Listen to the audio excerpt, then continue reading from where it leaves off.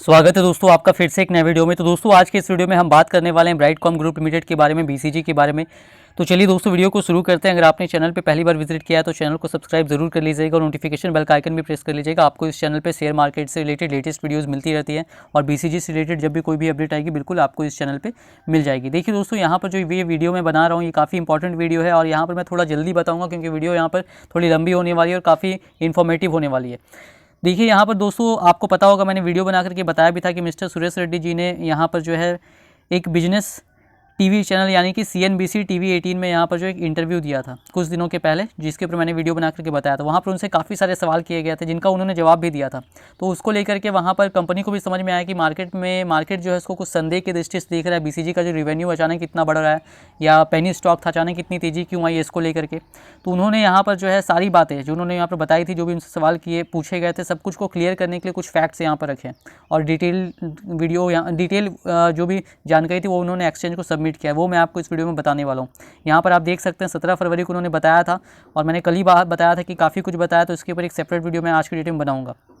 तो यहाँ पर देखिए उन्होंने क्या कहा है, यहाँ पर चैनल का नाम नहीं बताया गया, बस बिजनेस टीवी चैनल कहा गया है। और यहाँ पर देखिए सबसे पहले उन्होंने बताया, जो उनसे सवाल किया गया था क्योंकि जो कंपनी का रिसीवेबल्स है, जो ट्रेड रिसीवेबल्स उसको लेकर के कि वो बहुत ज़्यादा है, ट्रेड रिसीवेबल्स और एडवांस जो है।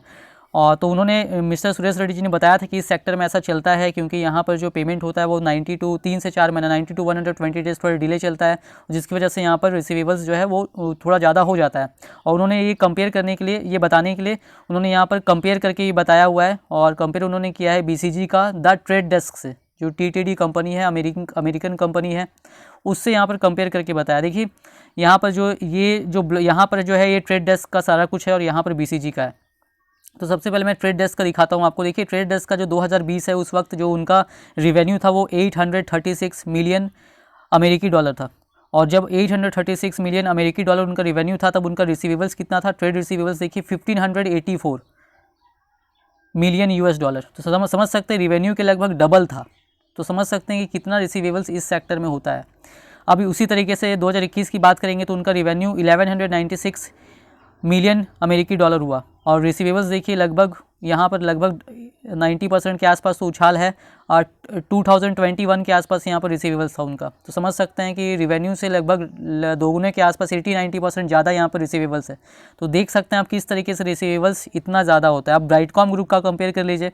अब यहाँ पर देखिए BCG का ही बताया गया है, यहाँ पर फाइनेंशियल ईयर 2020 और 2021 का कंपेयर किया गया। तो फाइनेंशियल ईयर 2020 में कंपनी का जो रेवेन्यू था वो देख सकते हैं 2692 करोड़ रुपए था और 2692 करोड़ रुपए की रिवेन्यू पर जो रिसीवेबल्स था वो 975 करोड़ रुपीज़ था। तो समझ सकते हैं यहाँ पर ये लगभग 35% के आसपास आप यहाँ पर देख सकते हैं, ये निकल करके यहाँ पर आ रहा है। अब अगर यहाँ पर बात करेंगे फाइनेंशियल ईयर 2021 को तो यहाँ पर रिवेन्यू 2856 करोड़ रुपीज़ हो गया और रिसीवेबल्स 1119 करोड़ रुपीज़ हो गया। तो भी यहाँ पर भी देखेंगे तो ये इसका जो है 35-40% के आसपास ही है। तो अगर हम TTD से कंपेयर करें तो उसकी तुलना में तो काफ़ी कम ही है। लेकिन यहाँ पर देखिए डेप्टर डेज जो है यहाँ पर TTD का ज़्यादा क्यों है वो भी बताया गया। TTD का जो डेप्टर डेज है, रिसीवेबल्स डे भी आप यहाँ पर कह सकते हैं, BCG का 143 डेज़ है और वही अगर आप TTD का देखेंगे तो 600 डेज़ है। तो इस वजह से 600 डेज़ है, इसलिए यहाँ पर जो है और भी ज़्यादा रिसीवेबल्स यहाँ पर ड्यू हो जाता है और BCG का जो है 143 डेज़ है, इसी वजह से TTD के कंपेयर में थोड़ा यहाँ पर कम है। तो यहाँ पर अगर रिवेन्यू के हिसाब से देखेंगे तो 35-40% के आसपास आता है। लेकिन यहाँ पर जो है कंपनी कह रही है कि कंपनी जो है इसकी वजह जो है यहाँ पर पेमेंट के लिए 4 to 6 मंथ्स वेट करना पड़ता है, जिसकी वजह से इस सेक्टर में ये आम बात है। तो यहाँ पर बस यही वजह है, कंपनी ने क्लियरली यहाँ पर बता दिया है। अब कंपनी या ये भी बता रही है कि कंपनी इसके ऊपर काम करिए कि आगे चल करके ये धीरे धीरे इसका परसेंटेज कम हो। अब लेकिन ऐसी चीज़ नहीं कि केवल BCG के साथ हो रहा है, सभी कंपनियों के साथ होता है इस सेक्टर में। अब यहाँ पर कंपनी का बाकी चीज़ें बताई गई है, रिटर्न ऑन इक्विटी बताया गया है। अभी मैं यहाँ पर आपको बताना चाहूँगा कंपनी ने यहाँ पर एडवांस के बारे में बताया है। 729 करोड़ फाइनेंशियल ईयर 2021 में कंपनी का एडवांस था, जिसमें से 115 करोड़ कंपनी ने पे किया था प्रोडक्ट डेवलपमेंट रिलेटेड वेंडर्स को और 614 करोड़ जो है वो पब्लिक एडवांस के तौर पर यहाँ पर जो है जो मीडिया बाइंग है उसके लिए पे किया हुआ था। तो और इसको भी कंपनी बता रही है कि समय के साथ जो है कंपनी इसको भी यहाँ पर कम करने की कोशिश करेगी। अब देखिए इसके बाद जो है यहाँ पर कंपनी और भी चीज़ें बता रही है। यहाँ पर कंपनी बता रही है, कंपनी से सवाल किया गया था मिस्टर सुरेश रेड्डी जी से कि आपके जो टॉप क्लाइंट्स उनके नाम बताइए, तो कंपनी ने यहाँ पर वो भी क्लियर कर दिया है। यहाँ पर देखिए कंपनी ने बताया भी है कि नाम भी बताया है और ये भी बताया है कि इनसे जो टॉप 10 क्लाइंट्स हैं उनसे कंपनी का जो रेवेन्यू में कंट्रीब्यूशन होता है फाइनेंशियल ईयर 2021 में 16.42% का हुआ है। और यहाँ पर उन्होंने नाम भी बताया है सबका। देखिए जो टॉप 10 क्लाइंट्स हैं यहाँ पर आप नाम भी देख सकते हैं। इसमें पब्लिसिस नेट मीडिया है, मीडिया कॉम है, माइंड शेयर है, मॉब्रेन डिजिटल है, हवास मीडिया है, मर्काडो लिब्रे है, टेलीफोनिका डी अर्जेंटीना है, इन्विजन मीडिया है, टार्निस एजी है, बेयर एजी है। तो ये सारी कंपनी की टॉप 10 क्लाइंट्स है। और यहाँ पर देखिए कंपनी ने बताया भी है कि लास्ट क्वार्टर में कंपनी ने 43 न्यू पब्लिशर्स जोड़े हैं, 12 न्यू एड एजेंसीज जोड़ी है, 10 न्यू डायरेक्ट एडवर्टाइजर्स जोड़े हैं। और ये सब कंपनी के पास जो ये पहले से जो काम कर रहे थे इतने सारे 612 large publishers, 46,400 long tail publishers, 214 global ad agencies, 567 direct advertisers, वो कंपनी ने यहाँ पर बताया। ये कंपनी का ग्लोबल क्लाइंट बेस है।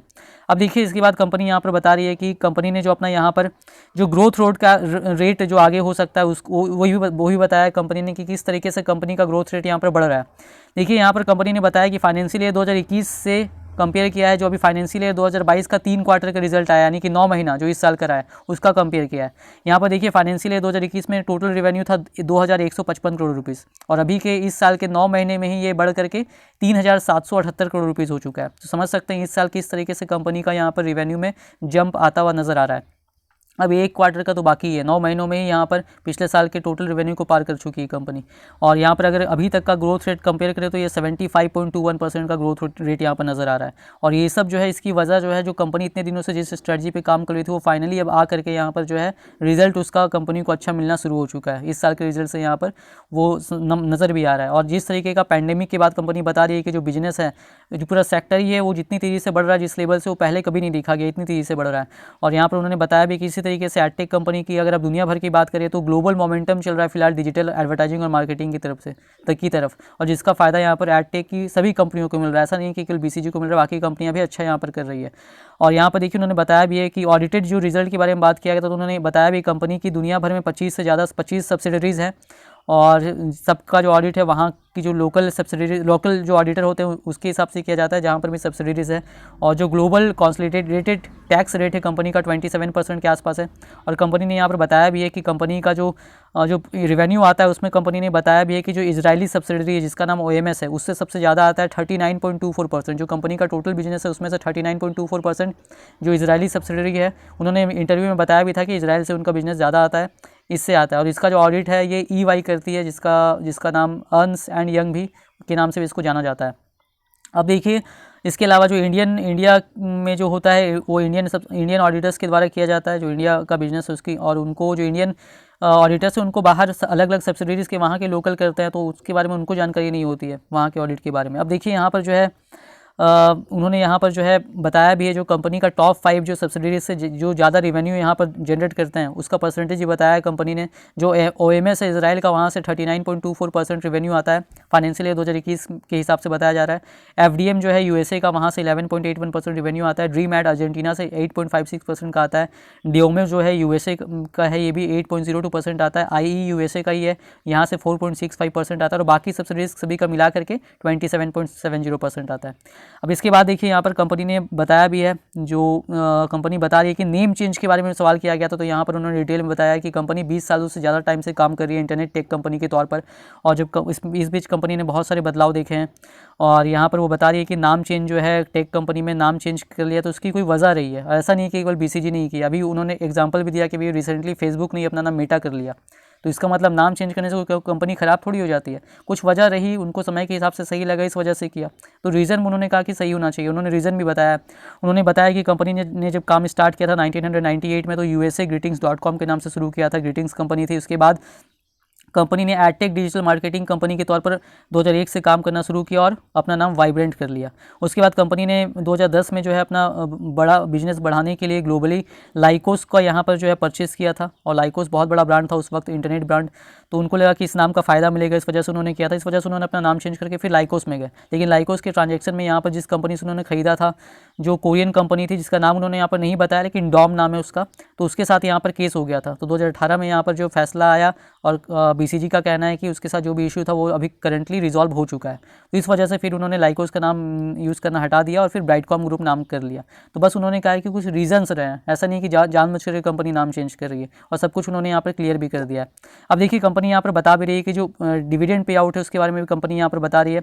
कंपनी ने बताया कि जो डिविडेंड पे आउट है कंपनी ने यहाँ पर दिया है अभी डिविडेंड, और जैसे जैसे बिजनेस कंपनी का बढ़ेगा उस तरीके से वो डिविडेंड भी जो है अगर ज़्यादा फायदा होगा तो डिविडेंड का साइज भी बढ़ाती जाएगी कंपनी। और वहाँ पर वो बता भी रही है कि कंपनी जिस तरीके से काम करती रही है, एक्विजिशन के द्वारा ही कंपनी जो है इतनी सारी सब्सिडीज हुई है, और कंपनी अभी भी एक्विजिशन करती जा रही है अपने बिजनेस को बढ़ाने के लिए, और आगे भी चल करके ये देखने को मिल सकता है आपको।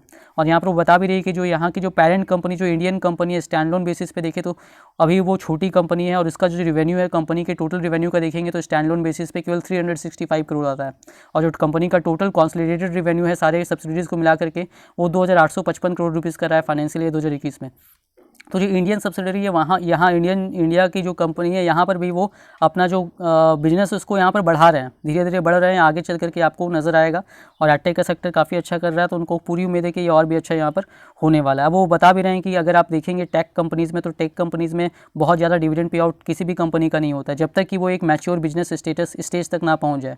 तो इसीलिए यहाँ पर BCG भी बिल्कुल उसी तरीके से बिहेव करी जिस तरीके से बाकी टेक कंपनियाँ करती हैं। और फ्री कैश फ्लो के बारे में बताया गया है कि कंपनी का मार्च 31 मार्च 2022 यानी अभी जो मार्च महीना आएगा यानी क्वार्टर 4 तक 250 करोड़ रुपीज़ का फ्री कैश फ्लो हो जाएगा कंपनी के पास, और जून 30 तक 500 करोड़ रुपीज़ का हो जाएगा। बिल्कुल टारगेट के हिसाब से कंपनी चल रही है, और कंपनी ने अपने सारे डेट जो है वो पे कर दिया, और बिल्कुल डेट फ्री कंपनी है यहाँ पर। तो यहाँ पर देखिए बहुत सारी बातें यहाँ पर उन्होंने बताई है, सारी बातें यहाँ पर जो भी कन्फ्यूज़न था सब कुछ क्लियर करने की कोशिश की है यहाँ पर जो भी इंटरव्यू में हुआ था। तो बस देखिए वीडियो काफ़ी लंबी हो चुकी है इसलिए मैं इसमें ज़्यादा कुछ नहीं बताऊँगा। और कंपनी देखिए बहुत बढ़िया कर रही है, बस आपको लॉन्ग टर्म होल्ड करने की ज़रूरत है। इन्वेस्टमेंट करने के पहले अपना रिसर्च जरूर कीजिएगा। वीडियो पसंद आई हो तो वीडियो को लाइक कीजिएगा। चैनल पे पहली बार विजिट किया तो चैनल को सब्सक्राइब जरूर कर लीजिएगा।